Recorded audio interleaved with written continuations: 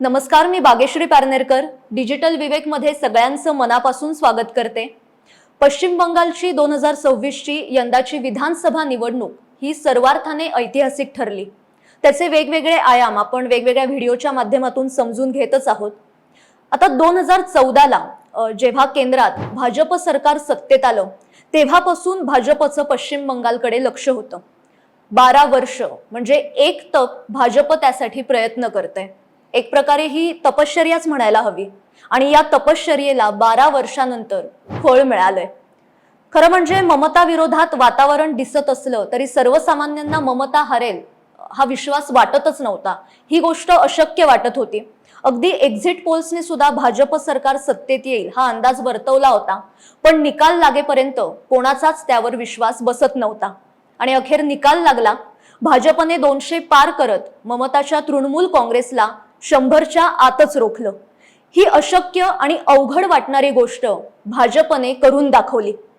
या सगळ्या विजयामागचे खरे सूत्रधार आहेत ते म्हणजे केंद्रीय गृहमंत्री अमित शहा। त्यांनी फक्त व्यूहरचना आखली असं नाही, तर जाहीरपणे जिंकण्याचा विश्वास बोलून सुद्धा दाखवला। आईवडिलांच्या संस्कारातून झालेले आध्यात्मिक संस्कार आणि संघाच्या शाखेतून पक्की होत गेलेली वैचारिक बैठक यातून भारताच्या राजकारणाला मिळाले आधुनिक राजकारणाचे कूटनीतिज्ञ।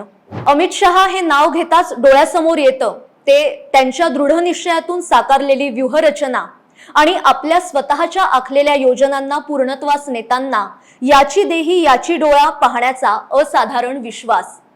त्यांच्या या सगळ्या गुणवैशिष्ट्यांमुळे त्यांना आधुनिक चाणक्य असं सुद्धा म्हटलं जातं।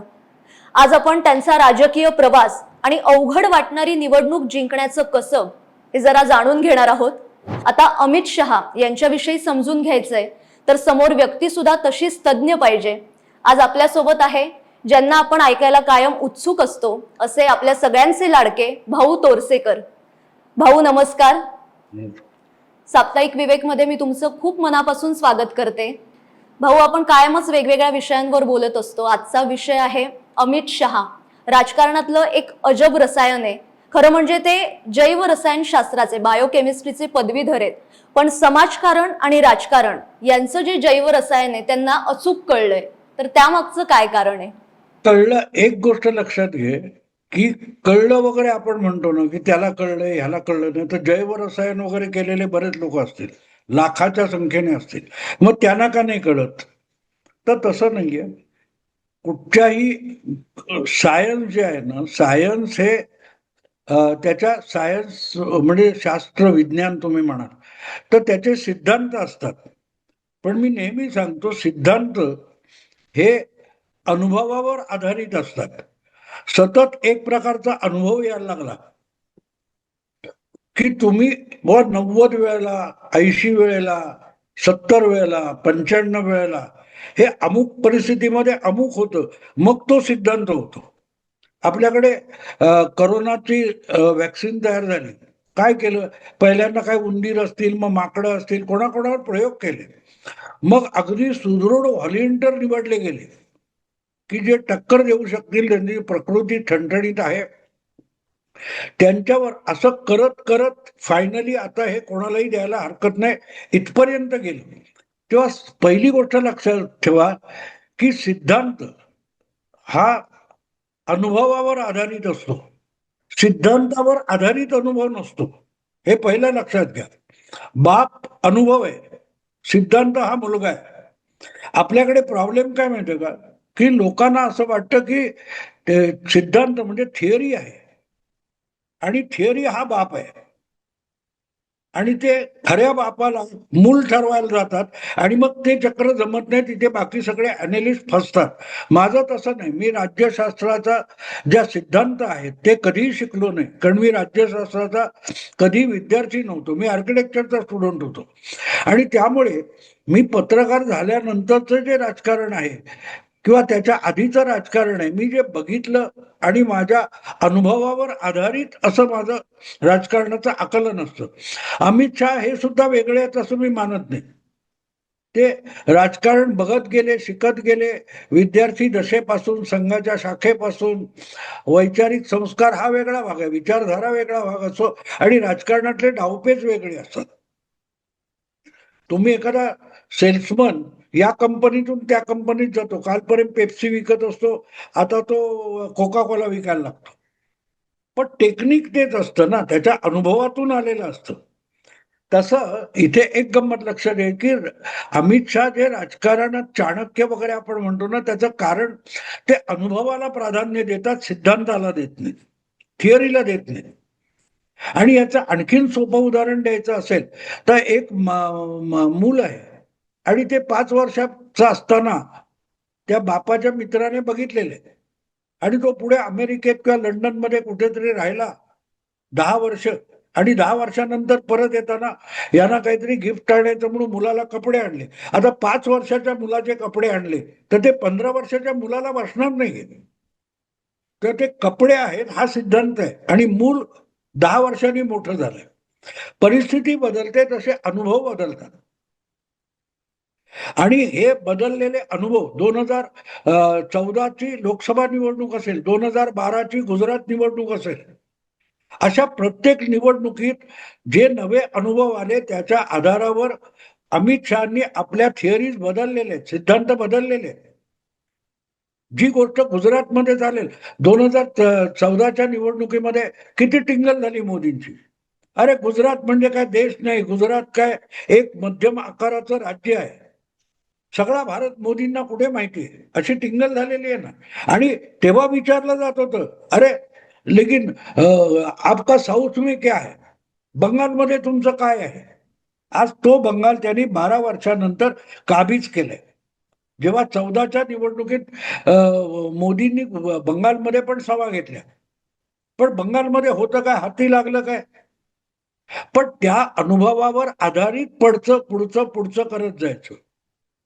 आणि इथे गंमत की आपला अनुभव जो आहे त्याच्या आधारावरचा सिद्धांत आहे तो जर यावेळच्या त्याच्या उपयोगामध्ये गफलत होते तर कुठे गफलत होते ते दुरुस्त करा. अगदी अब्दुल कलाम खूप मोठे असतील किंवा त्यांच्या आधीचे होमी भाभा पण खूप मोठे होते, पण म्हणून पहिल्यांदा त्यांनी चंद्रावर यान नाही पाठवलं. अगदी पेन्सिल या आकाराचा अग्निबाण सुरू केला, पेन्सिलच्या आकाराचा होता. तर ते अनुभवावर आधारित आहे. आणि बाकीच्यांचं कसं आहे, विद्यापीठामध्ये रेडीमेड पॉलिटिकल काय ते पॉलिटिकल सायन्सचे स्टुडंट आहे, ते आजचे मोठे राजकारणी झालेत आणि त्यांना गंध वार्ता नाही समोर काय चाललंय तिथे. आणि म्हणून सगळ्यांची जी गल्लत झाली, मी मुंबईत बसून बंगालमधले अंदाज बरोबर देऊ शकत होतो आणि बंगालमध्ये जाऊन ग्राउंडवर फिरणारे लोक होते, त्यांना समोर काय घडतंय त्याचा थांगपत्ता नव्हता. मग माझ्याकडे काय दिव्य दृष्टी आहे का, नाही. राजकारण बघण्याची माझी स्वतंत्र दृष्टी आणि त्याच्यावर आधारित सिद्धांत माझे मी तयार केलेले. त्यामुळे अमित शहा काय करू शकतात, मोदी काय करू शकतात, तिथे संघाचे लोक जाऊन काय करू शकतील ह्याचा मला अंदाज होता आणि त्यावर मी माझे सिद्धांत सतत अपडेट करत असतो. आणि तिथे इतरांची गल्लत झाली, माझी झाली नाही. मला आता हिंदीमध्ये जवळजवळ 15-16 लोकांची मी पॉडकास्ट करत असतो. काय तर गंमत अशी आहे की ते पॉडकास्ट करत असताना ते मला सांगायचे की आप 4 महीने से बोल रहे, ये अभी यहाँ दिख रहा है. कारण मी जानेवारीच्या शेवटी आणि फेब्रुवारीच्या सुरुवातीला बीजेपी 150+ होणारे सांगत होतो. निकाल जसजसे म्हणजे निवडणूक जसजशी जवळ आली, मार्चच्या अखेरीला माझा आकडा 175च्या पुढे गेलेला होता. आणि 3 आठवड्यापूर्वी म्हणजे बंगालमध्ये पहिल्या फेरीचं मतदान व्हायचं होतं तेव्हा मी सांगितलं होतं की ममता दिदी 100च्या खाली राहील. तर मला काय स्वप्न पडलं होतं का, नाही. हे माझं आकलन होती, माझ्याकडे कुठली दिव्य दृष्टी नाही. पण पत्रकार म्हणून तुमच्याकडे जे कुतूहल असायला पाहिजे, बघण्याची दृष्टी असायला पाहिजे आणि जे दिसलं ते प्रामाणिकपणे डोळे उघडून बघता आलं पाहिजे. या आधारावर मी आणि अमित शहा ते डोळ्यांनी बघून तिथे ठरलेले ऍक्शन करत होते आणि त्यामुळे निवडणुकीकडे कसं बघायचं किंवा अमित शहाकडे कसं बघायचं हे पण महत्वाचं आहे. या लोकांना अमित शहा सुद्धा कळत नाही, तर ते अमित शहा चाणक्य म्हणून काय करतील आणि निवडणूक कशी होईल याचा कसा. बहुतेक सगळे अनालिस्ट आणि काय ते ओपिनियन पोल चुकले, त्याचं ते कारण आहे, दुसरं काही नाही. खरंय. भाऊ, आता 2014च्या निवडणुकीच्या वेळेस अमित शहा यांचं नाव देशाच्या राजकारणात काही फारसं घेतलं जात नव्हतं. त्यांच्यावर उत्तर प्रदेशचे प्रभारी म्हणून जबाबदारी दिली होती आणि ती त्यांनी उत्तमपणे पार पाडली. म्हणजे सत्तेच्या बुद्धिबळावरच्या पटावरच्या काटशहाच्या धूर्त आणि संयमी खेळीने त्यांनी उत्तर प्रदेशला अभूतपूर्व यश मिळवून दिलं. 80 पैकी 73 जागा त्यावेळेस जिंकल्या होत्या आणि त्यानंतर खऱ्या अर्थाने भारताच्या राजकीय पटलावर अमित शहा हे नाव पुढे यायला लागलं. पण यामध्ये त्यांचं व्यवस्थापन हे खूप महत्वाचं होतं आणि आजपर्यंत अनेक निवडणुकीत त्यांच्या मॅनेजमेंट कसब जे आहे त्याविषयी बोललं जातं.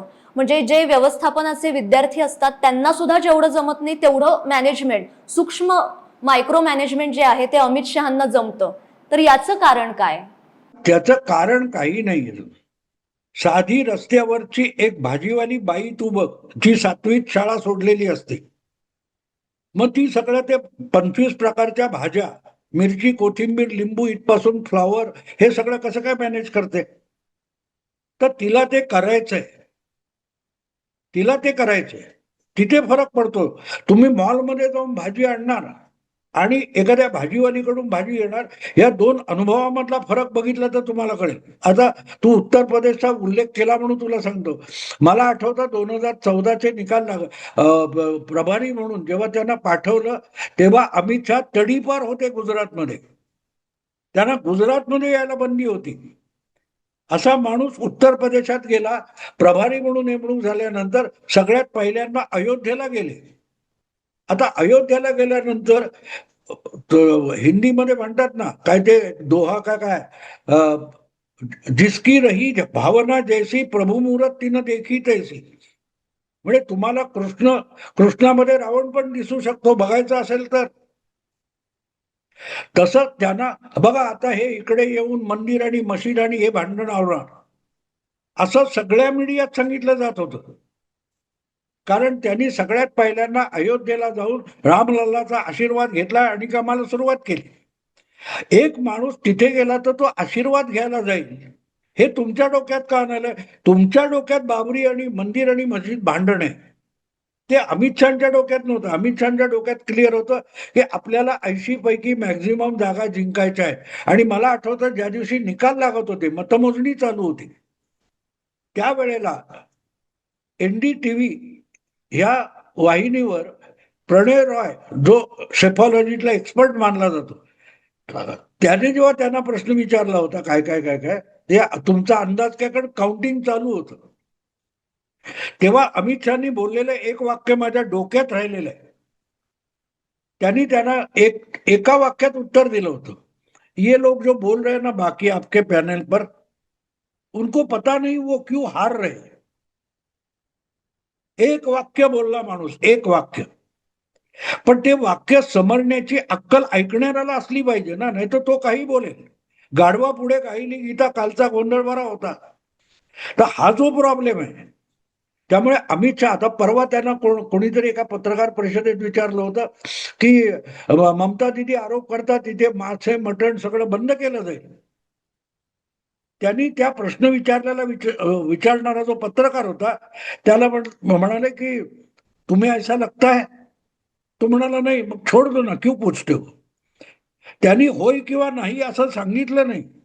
आपण बोलतोय ते किती तोलून मापून बोललं पाहिजे याचं भान त्या माणसाला आहे. आणि ज्या वेळेला अमित शहा हे बंगाल जिंकायचा म्हणून कंबर कसून उतरलेले आहेत, अशा वेळेला अमित शहा कोण आहे पहिलं बघायचं असतं.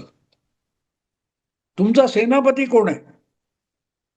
असं म्हटलं जातं की बोकडांचा सेनापती जर सिंह असेल तर ती बोकड आणि बकऱ्या सुद्धा सिंहासारख्या लढतात.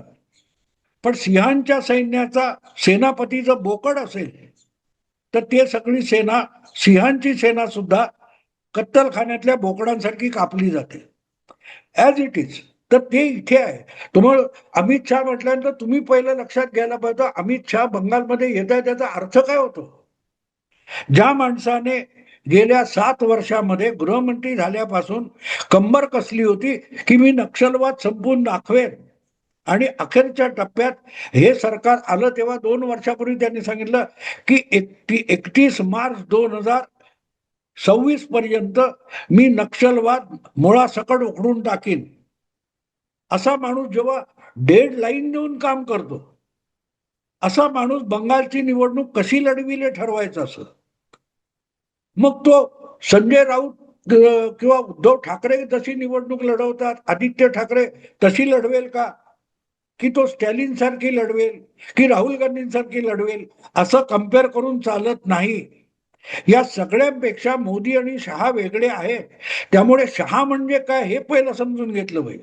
तुम्ही पिठी साखर म्हणून टाटाचं मीठ सुद्धा चहात टाकाल हो, सारखंच तर दिसतंय, तर तो चहा खारट होईल. म्हणजे हाती घ्याल ते तडीच न्याल ही उक्ती अमित शहांच्या बाबतीत तंतोतंत लागू होते. अजून एक त्यांचं वैशिष्ट्य म्हणजे काळ कितीही कठीण असला, कसोटीचा क्षण असला, आरोप प्रत्यारोपांच्या धूळफेकीत सुद्धा शांत आणि संयमाने ते राहतात.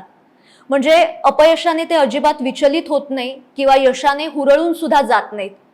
गुजरात सरकारमध्ये जेव्हा ते होते तेव्हा त्यांचं राजकीय करिअर हे अतिशय उत्तमपणे चालू होतं. पण त्याच काळात त्यांना तडीपार करण्यात आलं. गुजरातमध्ये येण्यासाठी त्यांना बंदी घातली होती. पण 2010 ते 2012 हा जो काळ होता तेव्हा ते गुजरातच्या बाहेर होते. अत्यंत निराशेचा असा काळ होता.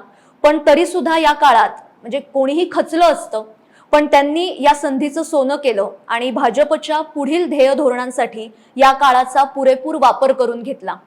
या काळात त्यांनी जास्तीत जास्त वेळ हा उत्तर प्रदेशमध्ये व्यतीत केला. उत्तर प्रदेशचं सगळं राजकारण त्यांनी या काळात समजून घेतलं आणि त्याचा फायदा 2014च्या निवडणुकीत झाला.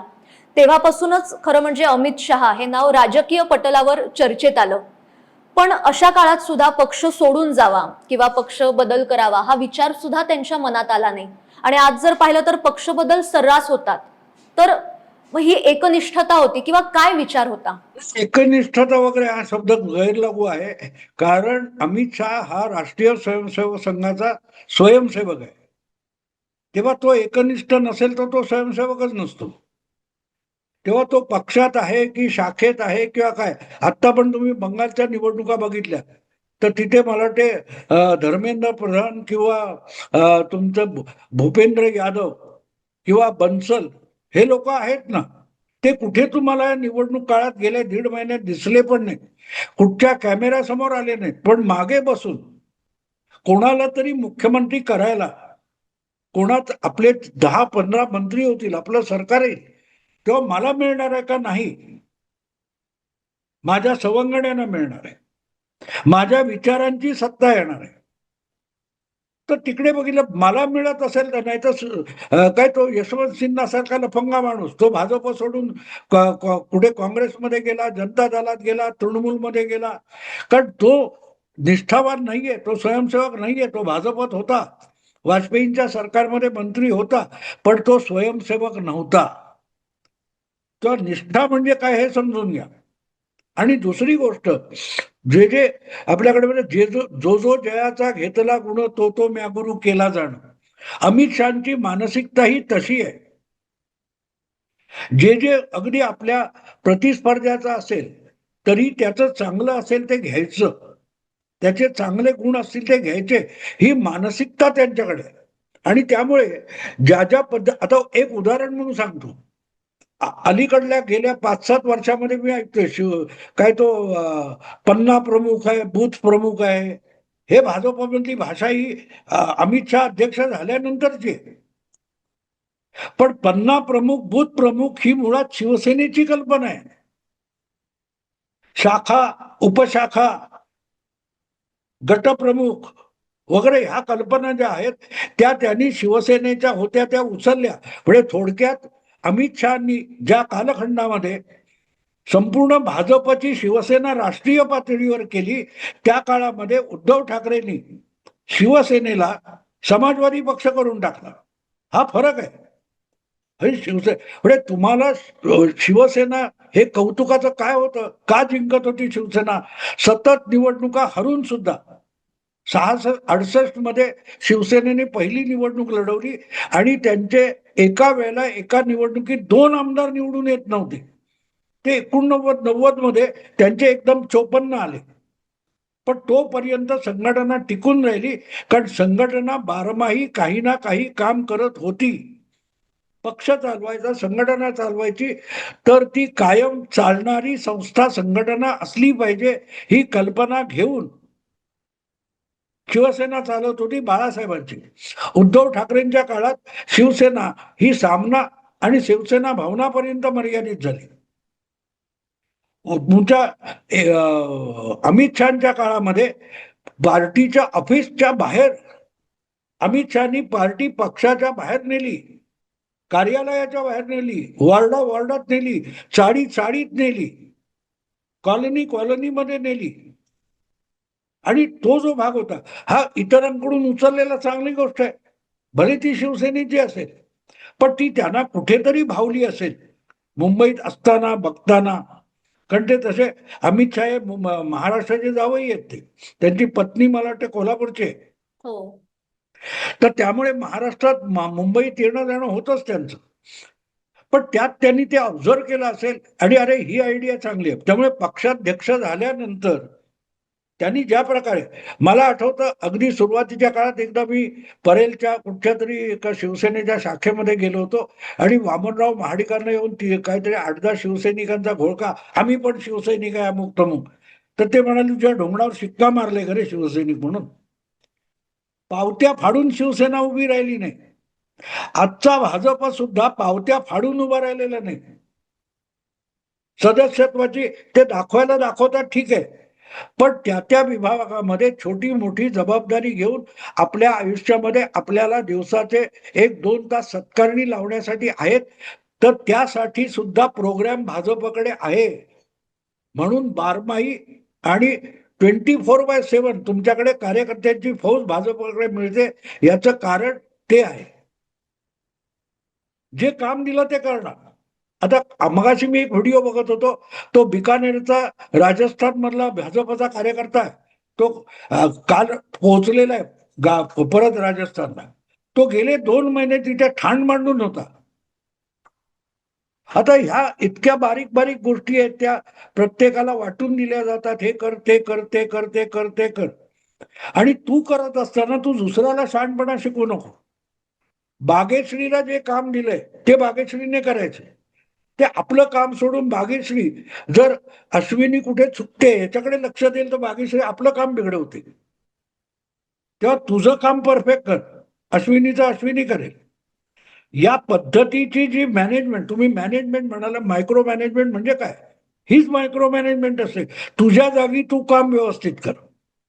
आर्मीमध्ये आणि ते असतं, आपण आर्मी बघतो तर मोठा लाखोचा जमाव असतो, हजारोंचा जमाव असतो. त्याला हे 5,000 युनिफॉर्म मधले लोक कंट्रोल का करू शकतात? They are organise. त्या प्रत्येकाला आपण काय करायचंय माहिती असतं आणि दंगलीचा जो जमाव असतो त्यातल्या कोणालाही माहित नसतं काय करायचं ते. हा फरक आहे मॅनेजमेंट आणि नॉन मॅनेजमेंट किंवा मिसमॅनेजमेंट यातला हा फरक आहे. तुम्ही आता बोलताना भाऊ असं म्हणालात की बदल हा आत्मसात करावा लागतो किंवा काळाचा नियम आहे, त्यामुळे बदल हा केलाच पाहिजे. याविषयी अमित शहाबद्दल मी एक वाचलं होतं. ज्यावेळेस केंद्रात भाजपचं सरकार सत्तेत आलं तेव्हा त्यांनी एक पाहिलं होतं की सोशल मीडिया आणि जाहिरात या गोष्टींवर भर दिला पाहिजे. तेव्हा त्यांनी पंतप्रधान नरेंद्र मोदींपासून सगळ्या मंत्र्यांना रोज दिवसभरात ते काय काय करतात याच्या नोंदी ठेवायला सांगितल्या होत्या आणि तुम्ही काय केलं याचे फोटो अमित शहांकडे पाठवायला लागायचे. म्हणजे अगदी पंतप्रधान नरेंद्र मोदी ते सुद्धा यातून सुटले नव्हते. त्यावर अनेकदा टीका सुद्धा झाली. पण आज भाजप सरकारने आतापर्यंत काय काय केलं याच्या नोंदी सगळ्यांकडे आहेत. मला वाटतं हा बदल करणं जे असतं, बदल आत्मसात का केला पाहिजे ते याचं छोटंसं उदाहरण आहे. आणि अजून एक गोष्ट म्हणजे अमित शहांच्या या संपूर्ण प्रवासात नरेंद्र मोदींची भक्कम साथ, त्यांचा बिनशर्त पाठिंबा आणि अमित शहांच्या क्षमतांवर त्यांचा असलेला विश्वास या गोष्टी फार महत्त्वाच्या ठरल्या आहेत. त्यामुळेच राष्ट्रप्रथम, राष्ट्रहित आणि राष्ट्रोन्नती या ध्येयाने मोदी शहा ही जोडी काम करते. तर या जोडीविषयी थोडं आम्हाला ऐकायचंय. एक साधी गोष्ट आहे, 2014 मध्ये सरकार आल्यानंतर अमित शहा पण गृहमंत्री तेव्हा होऊ शकले असते ना, काय अडचण होती. पण त्यांनी त्यापेक्षाही ते आलेली जी सत्ता आहे त्या सत्तेचा, त्या अधिकाराचा, त्या साधनांचा वापर करून पक्ष देशाच्या कानाकोपऱ्यामध्ये पाळंमुळं रुजवून घट्ट कसा करायचा ही जबाबदारी पक्षाध्यक्ष म्हणून स्वीकारली. फरक तो लक्षात घेतला पाहिजे. त्या क्षणी तेही गृहमंत्री होऊ शकले असते किंवा आणखीन कुठलं मंत्रीपद घेऊ शकले असते, पण त्यांनी पक्षाची जबाबदारी घेतली. दुसरं तू जी आता म्हणाली हे पब्लिसिटी करायची, जाहिरात करायची, एवढ्या पुरतं नव्हतं. आपण कमजोर कुठे आहोत ते शोधलं. आपण पूर्व भारतामध्ये कमजोर आहोत. संपूर्ण ईशान्य भारत, आसाम पासून पलीकडची छोटी मोठी त्या भगिनी काय म्हणतात ते, किंवा बंगाल, आपण कमजोर आहोत. आपण इथे वाढलो पाहिजे.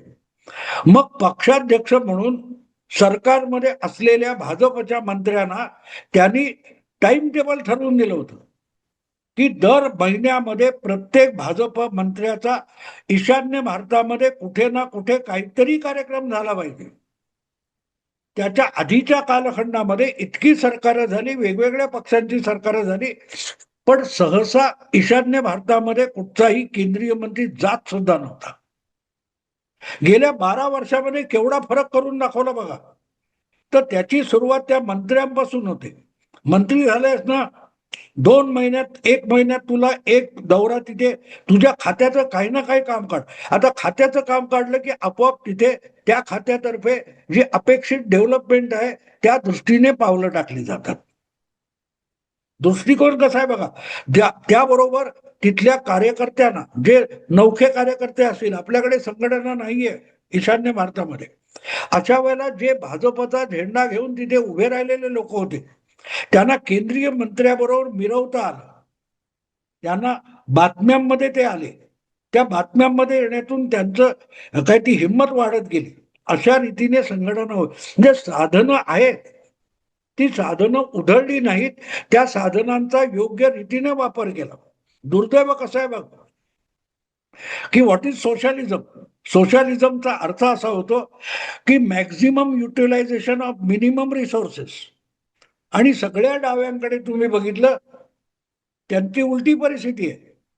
Minimum utilisation of maximum resources. म्हणजे आज सोशलिझमच्या व्याख्येनुसार तुम्ही गेलात तर भाजप इतका दुसरा कुठचाही सोशलिस्ट पक्ष नाहीये देशामध्ये. आणि इथे तुम्हाला कळतं की आपलं संघटन कसं वाढवायचं, कुठे कसं जायचं, काय काय करायचं, हे सगळं केल्यानंतर, तो सगळा ढाचा उभा केल्यानंतर मग माणूस 2019 मध्ये काय तो गृहमंत्री झाला. आणि मला आठवतं तेव्हा मी नवीन हे युट्यूब व्हिडिओ वगैरे नव्याने करायला लागलो होतो. आणि थिंक बँक नावाचा एक युट्यूब चॅनल आहे, त्यांनी माझा इंटरव्ह्यू केला होता 2019च्या निकालानंतर. तेव्हा मी त्यांना सांगितलं होतं की आता देशात 2 पंतप्रधान आहेत, एक नरेंद्र मोदी आणि दुसरा अमित शहा. अमित शहा हे सगळं देशांतर्गत राजकारण करतील आणि नरेंद्र मोदी हे आंतरराष्ट्रीय राजकारण, फॉरेन, डिफेन्स आणि फायनान्स या गोष्टीकडे आपलं लक्ष केंद्रित करतील. आणि बघा पुढच्या 19 पासून आतापर्यंतची 7 वर्ष तुम्ही बघा, तुम्हाला कळेल मी काय म्हणतोय ते. कारण त्या माणसांची कपॅसिटी जी आहे, त्यांची इच्छाशक्ती आहे, या सगळ्या गोष्टी बघितल्या. आणि दुसरी गोष्ट अशी की जितक्या विपरीत परिस्थितीतून मोदी राजकारणात टिकून राहिले, त्यापेक्षाही थोडं जास्तच विपरीत परिस्थितीमध्ये अमित शहाना राजकारणात सर्व्हायव्हल करावं लागले. आणि त्यामुळे ते दुःखात माणसं जास्त जवळ येतात. दुःखात माणसं जास्त जवळ येतात. आणि मग त्यावर मात करायची इच्छाशक्ती तुमच्याकडे असेल तर तुमच्यासाठी हिमालय देखील बुटका असतो. नसेल तर तुम्हाला इथून 2 पावलं चालताना देखील हिमालय कसा चढणार इथून रडायला सुरुवात होते, घराबाहेर पडला नाही. या लोकांचं तसं नाहीये, हे जोडीने जाऊ शकतात. आणि दुसरी गोष्ट, कुठल्याही बाबतीत या दोघांकडे तुम्हाला उतावळेपणा सापडणार नाही. हा मोठा फरक आहे. हे आरामात, घाई नाही. 2019, 2024 लोकसभा आणि 2021 विधानसभा या 3 निवडणुकांमध्ये बंगालच्या च्या निवडणुकांमध्ये आपल्याकडे आपण कुठे कमजोर होतो, आपल्या चुका काय झाल्या याचा बूथ लेवलवर जाऊन अभ्यास केला आणि त्याचा परिणाम आता आपण बघतोय. लगेच 2000 ते ठीक आहे, लोकांची हिंमत वाढवण्यासाठी अबकी बार 200 पार हे 5 वर्षापूर्वी म्हटलं ते चुकीचं नाहीये. लोकांची हिंमत वाढवण्यासाठी ते करावं लागतं. त्यांनाही माहिती होतं की पहिल्या फटक्यामध्ये 3 वरून एकदम 200 पार वगैरे होणार नाही. पण कार्यकर्त्यांची हिंमत वाढवली म्हणून 3 पासून 77 पर्यंत आले आणि 77 पासून 207 पर्यंत आले. आणि हे करताना दोघांमध्ये असं कोऑर्डिनेशन आहे की दोघे एकमेकाला पूरक आहेत आणि तरी समांतर आहेत. आणि म्हणून दोघांमध्ये किती दाखवलं तरी ईर्ष्या नाहीये. आपण गृहमंत्री आहोत, आपण पक्ष उभारलेला आहे, तर आपल्याला पाहिजे ती गोष्ट नरेंद्र मोदी करू शकतात. आपल्याला त्यासाठी पंतप्रधान होण्याची गरज नाही, हे अमित शहाना कळतं. त्यामुळे मग अमित शहा पुढचे पंतप्रधान होणार का ही चर्चा खोळ्यासारखी. मग मोहन भागवत यांनी काय करायचं, अरे संघामुळे तर भाजप निवडून येतं, मग मी पंतप्रधान का होऊ नये असं मोहन भागवतांना पण वाटू शकतं ना. नाही वाटत. तुम्ही दुसरी गोष्ट बघा बारकाईने की गेल्या 10-12 वर्षामध्ये इतक्या इतक्या राज्यामध्ये भाजपचं सरकार आलं, अमुक तमुक. 18 राज्यामध्ये भाजपचे मुख्यमंत्री आहेत. बागेश्री, तू मला पटापट 6 राज्यांच्या मुख्यमंत्र्यांची नावं सांगू शकते भाजपच्या? 18 आहेत. 18 तुम्हाला 6 सांगताना मारामारी होईल. कुठचाही चेहरा असलेला मुख्यमंत्री नाहीये. एखादा देवेंद्र फडणवीस किंवा तुम्ही काय तो हेमंत बिस्वा शर्मा. पण गुजरातचा मुख्यमंत्री कोण आहे हे किती लोक सांगू शकतील? ओरिसाच्या मुख्यमंत्र्याचं नाव नाही सांगता येणार, राजस्थानच्या येणार नाही.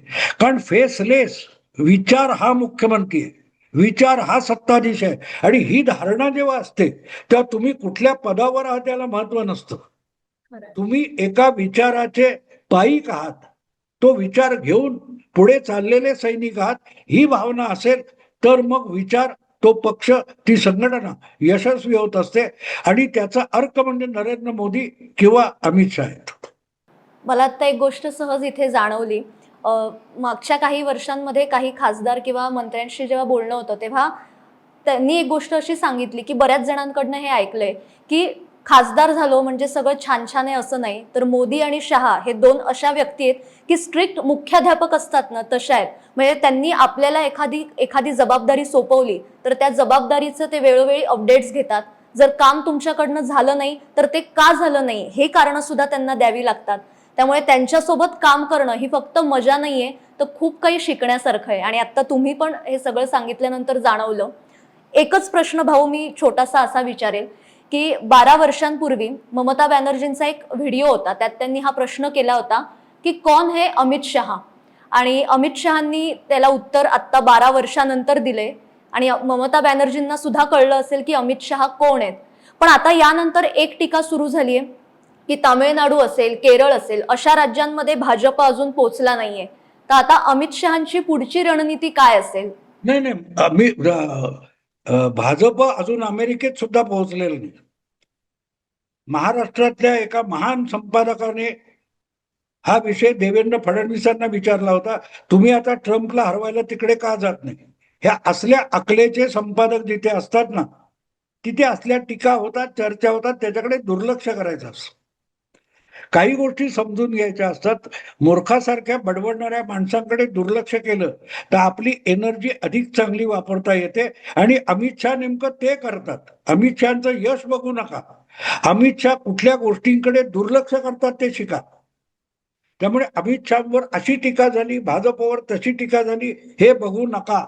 कारण टीका करणाऱ्यांना नाकं मुरडायची असतात आणि त्यांच्यावर एकनाथ महाराजांनी एक चांगलं भारूड लिहून ठेवलेलं आहे, नंदेचं कार्ट किरकिर करतं, खरूज येऊ दे त्याला, सासरा माझा गावी गेला तिकडेच खपवी त्याला, त्याला टीकाकार म्हणतात.